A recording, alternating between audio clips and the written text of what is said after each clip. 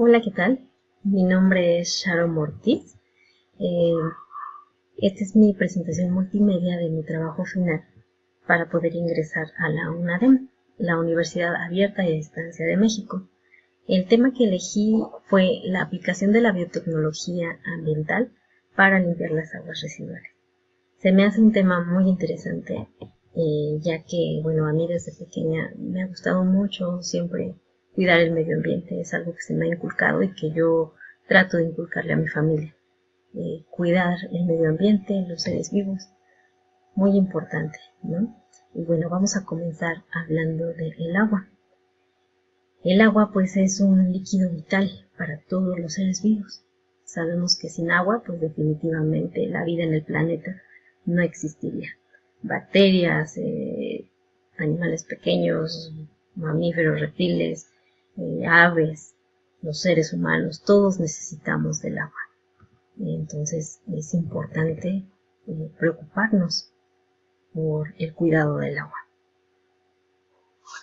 Les voy a leer un pequeño artículo que encontré en la página de la Profeco.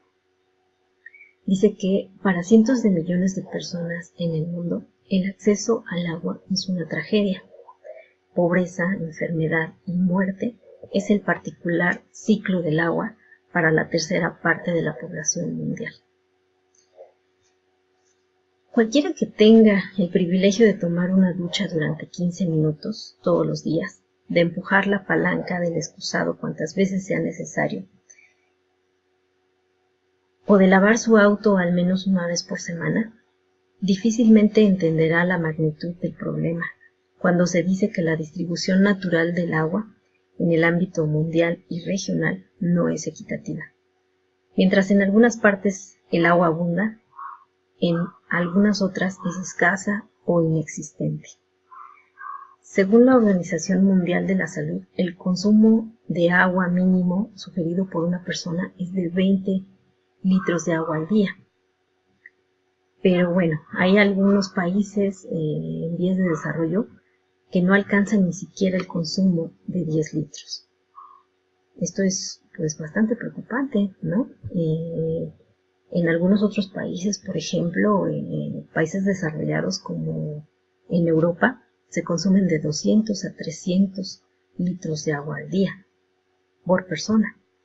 Y en Estados Unidos son 575 litros de agua por persona en promedio. Aquí en México son 365 litros.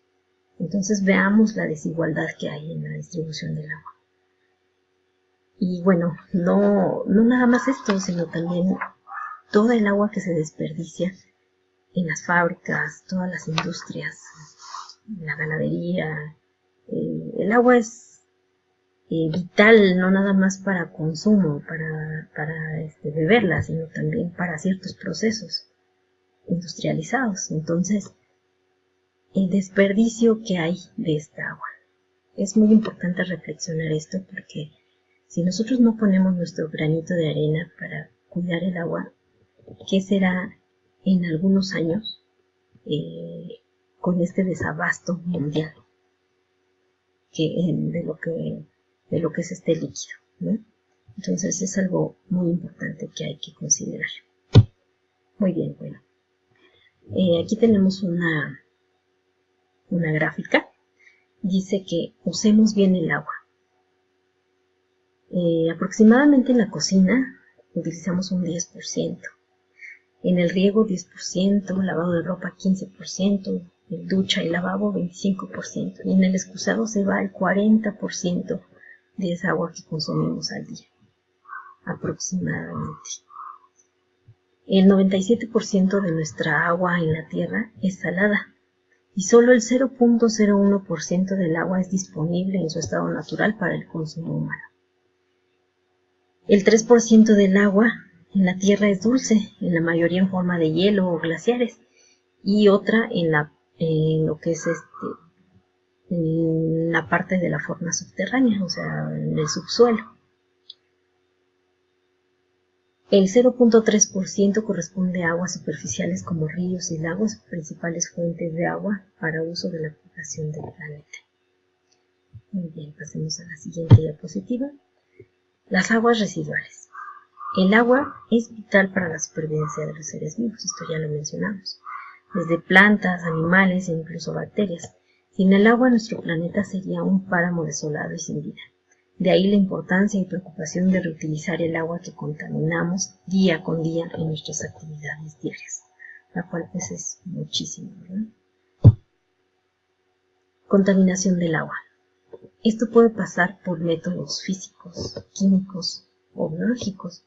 Métodos físicos, bueno, pues son todas esas partículas físicas como plásticos, ¿verdad? Que ahorita es un grave problema en nuestros mares el encontrar plásticos por todos lados y que desafortunadamente la fauna marina está comiendo en pequeñas porciones porque esos plásticos obviamente se desgastan, esos polímeros se disuelven en el agua y van a dar a lo que es parte de lo que se alimentan estos animales y bueno, por consecuencia pues esos animales nosotros los terminamos comiendo. ¿Y qué es lo que va a pasar? Pues bueno, estos plásticos nos van a producir cáncer, ¿verdad?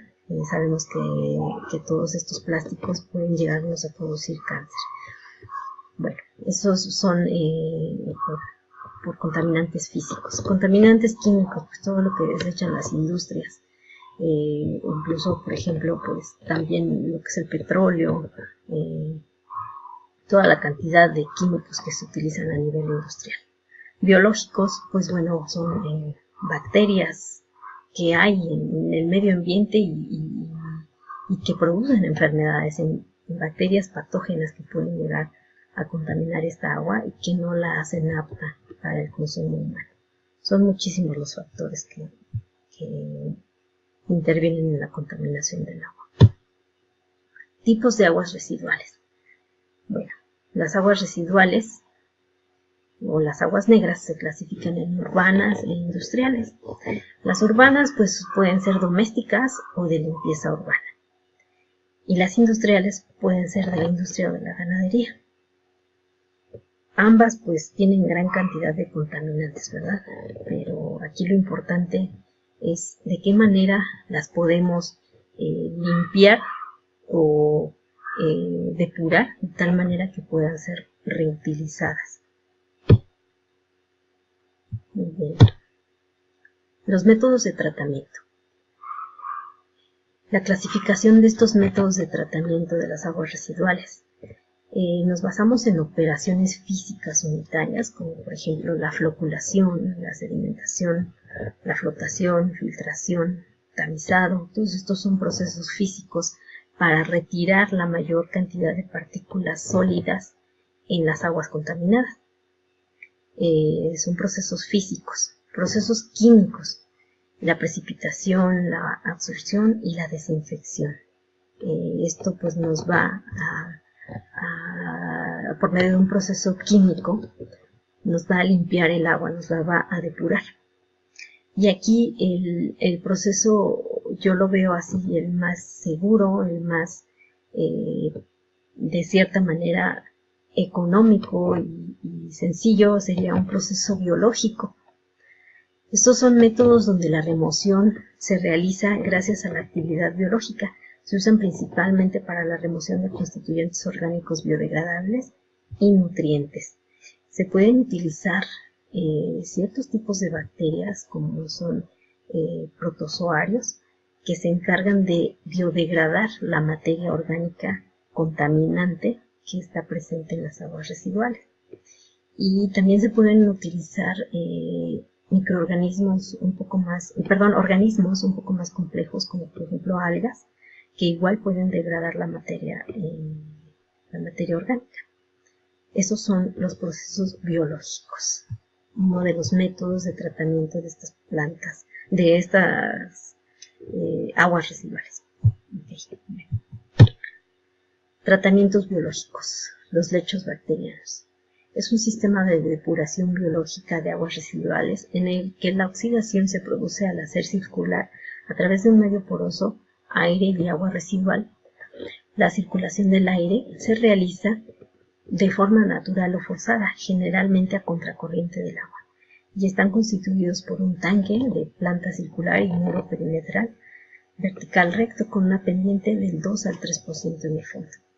Un distribuidor rotativo, que es un pequeño depósito abierto de sección circular dispuesto de manera vertical. Los brazos de reparto, que son tubos de sección rectangular o circular por los que sale el agua, y el medio de soporte, que es el material sobre el que se deposita la materia orgánica. En estos lechos bacterianos, bueno, pues como ya lo mencionamos, esas bacterias van a degradar la materia orgánica que se encuentra presente, todos esos contaminantes. Bueno, todas estas aguas ya previamente se les da un tratamiento físico para retirar la mayor cantidad de componentes sólidos que pueda llegar a tener, y posteriormente se pasa por un tratamiento químico y termina con un tratamiento biológico, que pues termina de eliminar, ¿no?, la mayor cantidad de materia orgánica, incluso bacterias, para poder considerar que esta agua ya está limpia.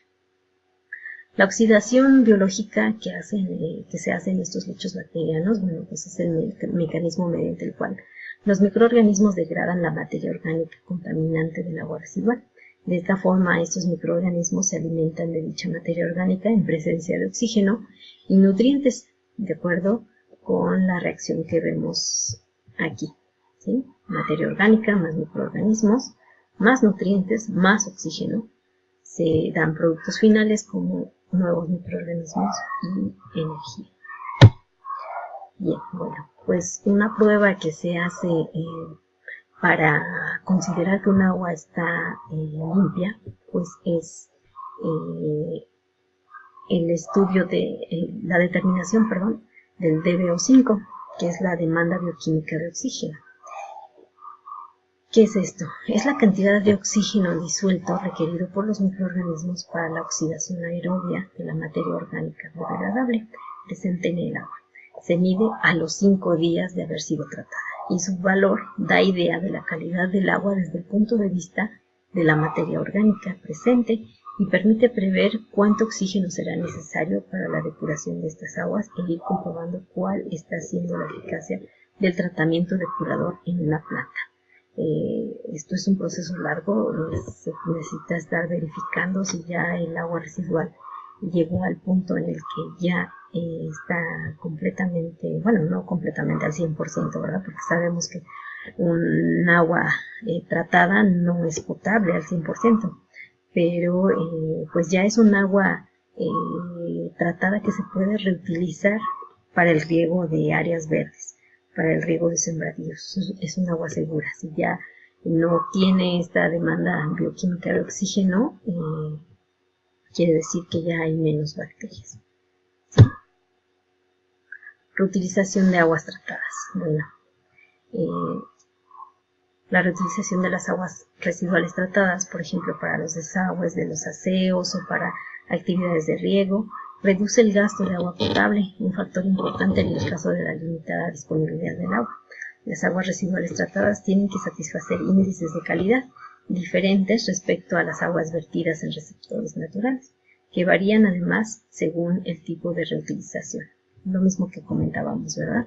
Que estas aguas no son potables, no es lo mismo que un agua 100% potable, pero el detalle aquí es reutilizarla, no desaprovecharla, no porque sea un agua tratada, pues la vamos a tirar, ¿verdad? La que nuevamente se vuelva a contaminar en el drenaje, sino ¿qué es lo que vamos a hacer? Pues utilizarla en el riego y pues, por ejemplo, no sé, por ejemplo, para las descargas de agua de los sanitarios, eso pues ahorraría muchísima agua potable que se gasta.